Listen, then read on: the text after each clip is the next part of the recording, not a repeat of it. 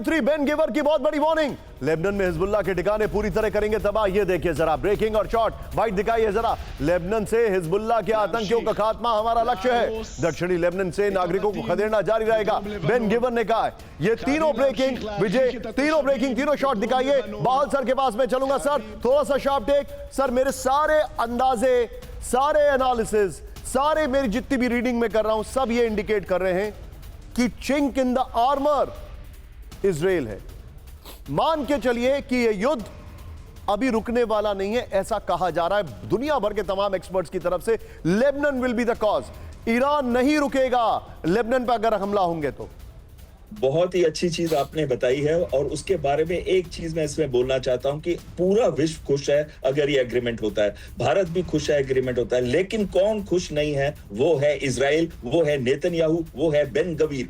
इस समय नेतन्याहू की पार्टी के पास सिर्फ 32 सीट्स हैं 120 में से। 6 सीट्स हैं उज़्मा यहूदी पार्टी की, जो कि बेन गवीर की पार्टी है, जो एक्सट्रीमली राइटिस्ट है। आपको मालूम होगा कि बेन गवीर जो है 8 बार इंडिक्ट हो चुके हैं अपने रेसिस्ट कमेंट्स और रेसिस्ट फीलिंग्स के लिए। और साथ में नेतन्याहू के ऊपर भी पर्सनल और पॉलिटिकल प्रेशर बहुत हाई है। वो नहीं चाहते हैं कि ये युद्ध रुके, वो चाहते हैं कि ये मौका मिला है और किसी ना किसी तरीके से वापस उकसाएं ताकि अमेरिका को और कोई रास्ता ना मिले। और हो सकता है कि वो यहां तक कोशिश करेंगे कि बेरूत पे भी हमला करें। सर मैं आपको एक बहुत अलार्मिंग खबर बता रहा हूं, जा सके। मैं आपको एक बहुत अलार्मिंग खबर बता रहा हूं सर, आप मेरे साथ बने रहिए। सर का फ्रेम थोड़ा गड़बड़ हो रहा है। कैंप 1 कैंप 4 पर आइए।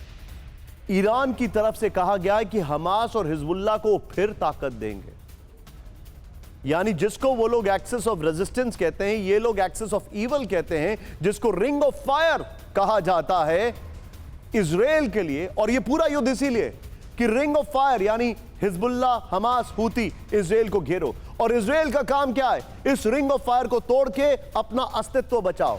यह है इस जंग का सार। लेकिन वो रिंग ऑफ फायर पर क्या कहा गया? ब्रेक करिए। जंग में हिजबुल्लाह की ताकत सिर्फ एक ट्रेलर थी। ब्रेक करिए। कुद्दस फोर्स के कमांडर इस्माइल कानी की वार्निंग। ये अपने आप में एक बड़ा अजीब आदमी है, क्योंकि कितने भी धमाके हो, कितने भी हमले हो, इस्माइल कानी हमेशा बच जाते हैं। तबाह हो चुके हमास को फिर से खड़ा करेगा ईरान। ब्रेकिंग और शॉर्ट, पूरे रेजिस्टेंस फ्रंट से मिलकर दिखाई ताकत। अमेरिका इजराइल को सीधी टक्कर की दी वार्निंग। बड़ी खबर। आइए जरा अपर गोप्रो पर इस्माइल कानी की अमेरिका और इजराइल को वार्निंग देखिए जरा। अगर यही वजह है तो फिर यह युद्ध कैसे रुकेगा? पॉइंट यह है कि अगर ईरान अपने रंग ढंग नहीं बदलेगा तो इजराइल अपने रंग ढंग क्यों बदले? पॉइंट है कि नहीं? मामला बराबर का होना चाहिए। और ऐसे में ट्रंप क्या करेंगे? हालिया जंग में हिजबुल्लाह ने बेहद आक्रामक और मजबूत प्रदर्शन किया है। भीषण तबाही के बाद भी हमास को दोबारा खड़ा करेगा ईरान।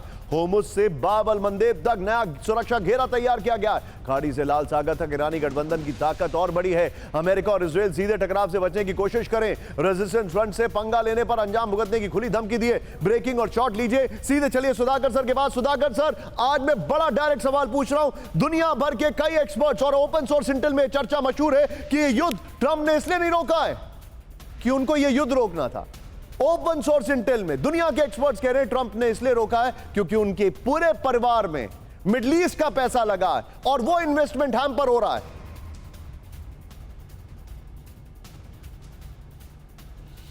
निशांत, मैं काफ़ी हद तक आपके साथ सहमत हूं, लेकिन बड़ी पिक्चर यह है कि पैसा के पीछे, खुद की परिवार के इन्वॉल्वमेंट के पीछे देश भी सर, लेकिन एक बात बताइए, अगर इस्माइल कानी डोनाल्ड ट्रंप के ऊपर, अगर इस्माइल कानी इतनी एक्सट्रीम पोजीशन लेंगे तब तो Israel will be forced to attack. Absolutely, ये वहीं पे आपने बिल्कुल सही कड़ी को पकड़ा है। ये पूरा जो लड़ाई है, नेतान्याहू का लड़ाई है, और लड़ाई का जो हल वो निकालने की कोशिश कर रहे हैं। नेतान्याहू को अलग थलग कर दिया है। पीस प्रोपोजल में कहीं पे उसको इनकॉर्पोरेट या उसका सलाह लिए नहीं है।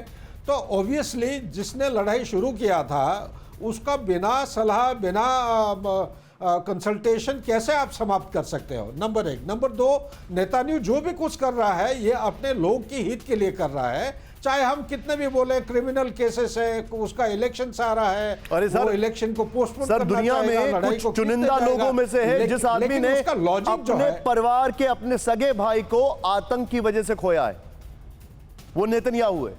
And I am not batting for him, but that's a fact. हाँ, ये बिल्कुल आप एनटीबी इफ यू आप रिमेंबर। बिल्कुल सही कह रहे हैं। मैं भी बैट नहीं कर रहा हूं नेतान्याहू के लिए। Correct, absolutely. नेतान्याहू के लिए जो सॉफ्ट कॉर्नर था वो जी। 7 अक्टूबर 2023 के बाद 30-35 दिन तक था। उसके बाद धीरे धीरे आप देखते जाइए वर्ल्ड ओपिनियन उसके खिलाफ हो गया है। और आज के दिन जी। में he is a criminal, he is a genocide master, he is a mastermind killing people. I have not that I am in the side of Iran और टेररिज्म, लेकिन अगर आप प्रिंसिपल्स देखेंगे, rule of You're engagement right. देखते हैं I agree. 21st century आप ठीक में, कह रहे हैं। आप अगर नेतान्याहू को accept There has to be some करेंगे ethics. तो मेरे ख्याल से आप ये पूरा विश्व को चला There नहीं has